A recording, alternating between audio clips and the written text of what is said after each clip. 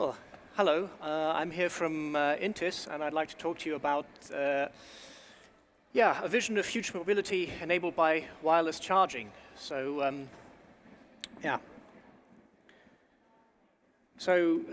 charging is going to get, well, it already is important, but it will get increasingly important, especially with connected mobility. Mobility is getting more shared. We've got more electric mobility. And of course, all the advances in autonomous driving as well mean that as things go forward, charging is going to get increasingly important. The thing is, though, that charging is a bit of an unwanted activity. No one gets up and says, yes, I really love charging my phone, my laptop, my car. So the idea is that you have to, for the user, you have to try and get charging to be as unobtrusive as possible and to happen as little as possible. So there are a number of ways of doing this. One of the options, which is being taken at the moment by the automotive industry, is to have larger batteries. That comes with a bit of a disadvantage. Obviously, you have a much higher use of resources if you have large batteries. You have a cost issue. You have a weight issue. And if you look at the philosophy of saying, OK, I want to charge my battery as fast as possible until it's full, use the full capacity, and when it's as empty as possible, charge it up again. That's actually quite a bad way of using a battery. That's one of the fastest ways of degrading the battery. So, and this is part of something called the rebound effect. So you have new developments, developments get greener, but the disadvantages of the way they're used mean that the environmental effects kind of get negated. So that's the other way of doing things is with infrastructure. So the idea is you have a charging infrastructure, you charge more often, you charge more slowly. You can have, in a particular scenario, you can have a few chargers serving multiple vehicles where all of those vehicles have, for example, got smaller batteries, and the batteries are charged in a much better way. And that means that you have resources being saved, and which is definitely an advantage from an environmental perspective. So the thing is, though, if you want to go the charging route, then you really need a particular kind of charging. As I said before, charging is an unwanted activity. No one wants to charge more often. So you need a charging technology which is completely automatic. It needs to be ubiquitous, it needs to be basically everywhere, and because it's everywhere, it needs to also be invisible. You don't want to have charging points popping up all over the place, being in the way, and so on. So, and this is why we are focusing on wireless charging, because we feel that wireless charging has the potential to deliver all this. Not just because of the fact that it's wireless or automatic and so on and so forth, but because it can charge, obviously, while stationary, but also while driving. So you can actually get energy transferred to your vehicle while on the move in some applications. So I'd like to go through a few applications now and hopefully explain the advantages of wireless charging technology as an infrastructure. So one of the first applications I'd like to talk about is public transport, more specifically buses. If we look at an application like bus rapid transit, for example, that's a kind of bus system which is a replacement for light rail. You have quite big buses, you have very, very high frequency. The buses are coming in all the time into a station, people are getting in and out and they're driving on again. If you went the route of having big batteries, you'd still have to have quite a lot of buses spare because they need to be at the end of the route charging. You have to have a big battery to be able to go the whole route, which means you reduce the capacity of the bus. You have fewer people in it. So the idea is then you have a wireless charging system for your bus rapid transit route. You charge while stationary. You put energy into the vehicle while accelerating away. And then over the course of the whole route, the energy is maintained at a particular level. So you can actually electrify bus rapid transit, which is something which is quite hard to do at the moment. I mean, for ordinary bus applications, you of course also have the advantage of wireless charging in that you have the reduced battery size potential if you put charging stations at important points where you have longer wait times, for example. You charge at the end in the depot. The idea being you charge fully overnight, and then the vehicle will go around its route, and by the end of the day, you haven't returned a fully charged vehicle, but the battery level is near the end. but you've enabled then the smaller battery for the route. And I mean, wireless charging in buses actually isn't new. There have been demonstrations and fully operational lines now for almost 20 years in places like Turin, Genoa, Milton Keynes in the UK, Utah, and so on and so forth. So it's not actually a new technology, but maybe it's one that isn't very well known about. Taxi waiting lanes, another good example. So the issue at the moment with electric vehicles for taxis is that taxi drivers don't like the idea that they're going to have to charge the vehicle, and they'll be losing custom while they do that. They can't take people around when they're charging. They have the problem that every now and again, once in a blue moon, someone will come along and say, yeah, I want to drive 600 or 800 kilometers to wherever, and they're afraid they won't be able to take that. So there's actually quite a difficulty getting taxi drivers interested in electric vehicles. So we've got a project at the moment in Cologne called Talaco, where we're trying to address this. The idea being you have wireless charging in the taxi waiting lane. So it's usually a dead time. The taxi driver's standing there anyway, and they're actually there a long time. So if you look at Cologne train station, you can have wait times between 30 and 40 minutes, which is plenty of time for the car to actually charge up and go away for another passenger ride, and then come back later to recharge again.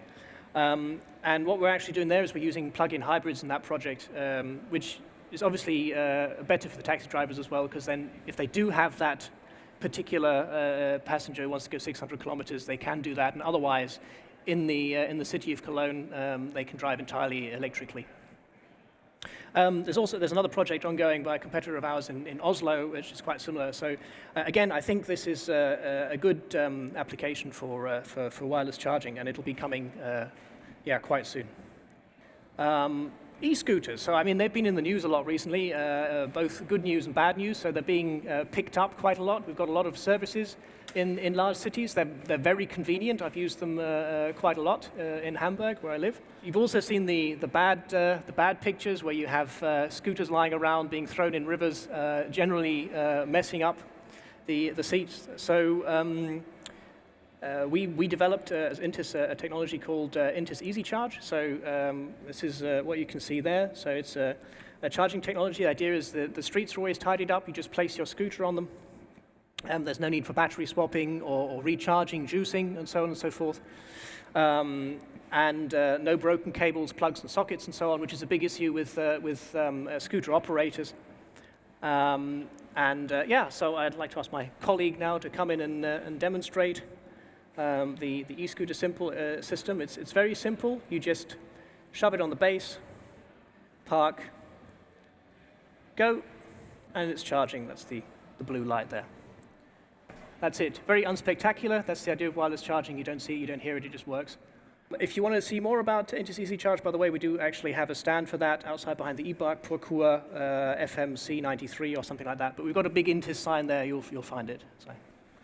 The next application I'd like to come to is actually a bit different. This was funded as part of an Interreg project called Contactless Laden, which I'll talk about a bit later. Obviously, if you have autonomous vehicles, and again, autonomous vehicles are going to be more and more seen in cities as the technology develops.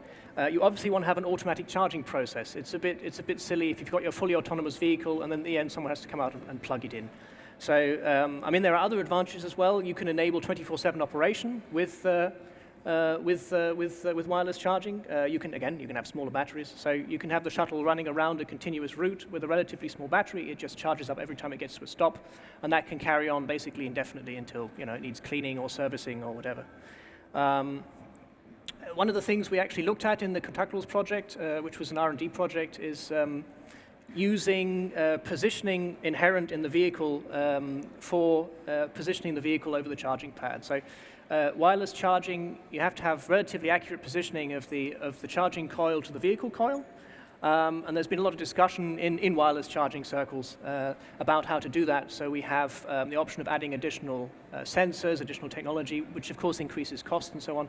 And what we've proven in the Contactless project with the shuttle is that you don't need any of that current autonomous driving technology is actually capable of parking accurately over the wireless charging system, and the accuracy and reliability is only going to improve going forward. So from that point of view, I'd say wireless charging is perfectly usable with the autonomous systems that are going to be coming up. Again, we're actually demonstrating the technology. We have a 100-meter shuttle track over by entrance east behind Beef 6. FMA01 is the stand, so you can go over there, have a shuttle ride, see the technology in action, and so on. Another system we developed in the Contactless project was for e-bikes. Again, I'm going to ask for our colleague from the Contactless project, Laden project, who's actually from the province of Groningen, to come forward and demonstrate it. So very similar to the scooter system. Just goes in, and I can't actually see the light, but it should be charging. Okay, very good. So, I mean, that's a functional prototype, by the way, because the INTIS projects don't allow funding of products. So this is a development, uses something called a basic charging mode. So we're basically following the charging curve provided by the battery manufacturer. But looking forward towards a product, we will be looking to work together with vehicle manufacturers, with drive manufacturers, to have more communication with the battery and to enable a few additional features like providing the state of health of the battery and more information about amount charged and so on and so forth. That's a big advantage again for fleet operators, because then you have a complete overview of all the vehicles you have, battery states. You can start planning maintenance, stuff like that. So, as I said, a bit about the Contactless project. So, as I said, the e-bike and the shuttle were developed with partners in this project, which was funded by Interreg. It was a cooperation between companies from the Netherlands and from Germany, and was purely R&D focused. So, in this case, the shuttle was provided by the city of Groningen. They were already testing using that. Intis developed the inductive charging systems. One of the important things about the cooperation was that we were able to do realistic, relevant, real-world demonstrations, because it's all very well developing a technology, but unless you can prove it in the real world, it's not actually, you can't actually say it's usable. So that was important. And from that point of view, it was a perfect fit, because Groningen has an interest in being a living lab for future technologies, autonomous vehicles, and so on and so forth. I think we're coming to the end. We have obviously got other applications we could talk about, especially, for example, industrial vehicles. We have, there's a big demand from industry with increasing automation for wireless charging. We recently delivered an 80 kilowatt system for an autonomous forklift, for example. But I think I've proved my point that wireless charging can enable electrification by reducing barriers to entry. You can have situations where electrification wasn't actually possible, where you can have more frequent charging and you enable it, or where the resistance from the user was too high. Looking forward to the vision of technology, the idea is that you don't actually have to think about charging anymore. Charging just happens automatically. It's not something you think about. You just go about your day, you go about your job. The vehicle has always got energy. So that's why we have the motto, no wires, no fuss, just drive. Thank you very much. I don't know, is there something with questions, or is that kind of it? Okay. Oh, very good.